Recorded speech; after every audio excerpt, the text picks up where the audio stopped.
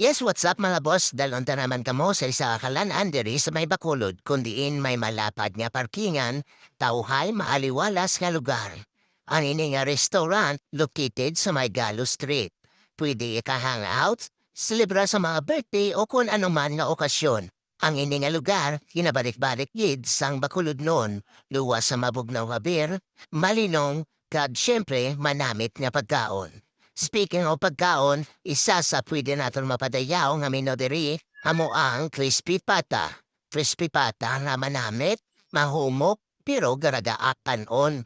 So ang crispy pata gidi ang pinaka-highlights no, hamo ginangin kaon naton. Pentawan nyo bala, isa ka order, pwede na ma-share sa tatlo, tubtob apat ka tao. Kung maginuman ka mo, pwede nyo gid masumsuman. Plus pag isa nila nga sa usawan niya, paris gid sa crispy pata.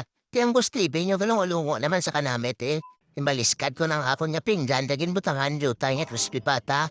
Kuno abi daw ka diet, takay nahuli, taya order sa kanon, medyo slice ka danay gamay, samtang gaulat sang in-order ta nga kanon. Hindi man sa tinikal, kasaburuso gidi sang ila crispy pata.